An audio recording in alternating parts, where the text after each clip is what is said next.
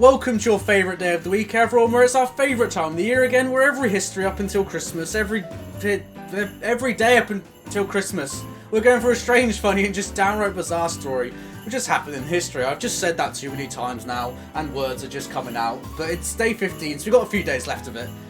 Yesterday, we went through the man who just wasn't in the Pope's good books and got excommunicated 4 times. And today we're going through the bravest soldier in World War 1. So let's see what's behind door number 15. Corporal Jackie.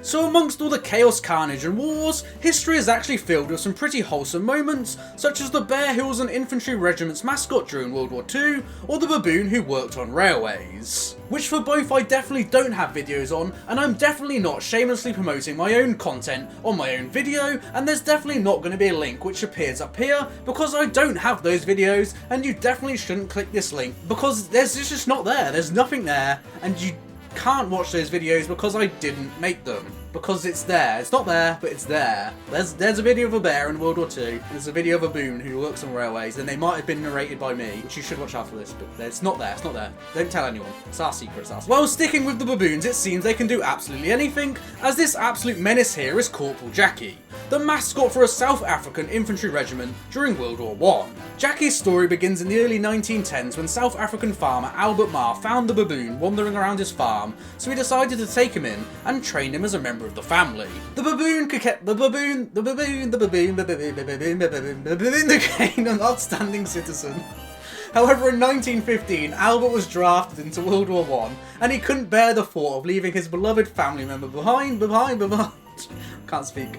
He couldn't bear the thought of leaving his beloved family member behind, so he made a request to his officers if he could take the baboon with him. To his surprise, the officers said yes, as the baboon was made an official mascot of the 3rd South African Infantry Regiment, and even given his own little uniform, ration set he would eat with a little knife and fork, and a playbook. Jackie's talents knew no bounds as he stood to attention, saluted officers and even lit soldier cigarettes, and his heightened sense of smell and hearing made him an excellent sentry, allowing him to detect enemy movements far before any human could. Albert and Jackie went through hell together, where in 1916, during the North African campaign at the Battle of Agadir, Albert took a bullet in the shoulder, with the baboon beside himself with stress, desperately licking the wound and comforting Albert. Together they survived Devil Wood during the Somme campaign, where the South African regiment held their ground despite suffering an 80% casualty rate, as well as the horrors of the mud at Passchendaele and the fighting at Kemmel Hill. When they came under heavy shelling in Belgium, Jackie tried building a stone wall around himself, but unfortunately was hit by pieces of shrapnel in the arm, and another piece blew his leg all but off. As medics came to take him away on a stretcher, Jackie refused, determined to finish his wall and hide, hobbling around on his mangled leg. Lieutenant Colonel R.N. Woodsend of the Royal Medical Corps described the scene. It was a pathetic sight. The little fellow, carried by his keeper, lay moaning in pain, the man crying his eyes out in sympathy. "You must do something for him. He saved my life in Egypt. He nursed me through dysentery." The baboon was badly wounded, and the left leg hanging with shreds of muscle, another jagged wound in the right arm.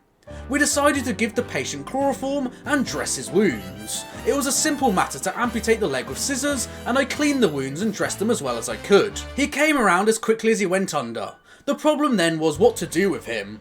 This was soon settled by his keeper. He is on army strength, so duly labelled, number, name, ATS injection, nature of injuries, etc. He was taken to the road and sent by a passing ambulance to the casualty clearing station. Due to the unknown effect of anaesthetics on baboons, it was believed that Jackie wouldn't pull through. However, he made a miraculous recovery, where he received the Medal of Valour for his bravery and promoted from private to corporal. After the war was over, Jackie received his discharge papers, where he unfortunately passed away in 1912 from a fire, with Marr passing away in 1973 at the age of 84, probably seriously missing his old friend. An amazing tale of bravery from the baboon, but I just can't imagine him building his little wall while the horrors of war went around him.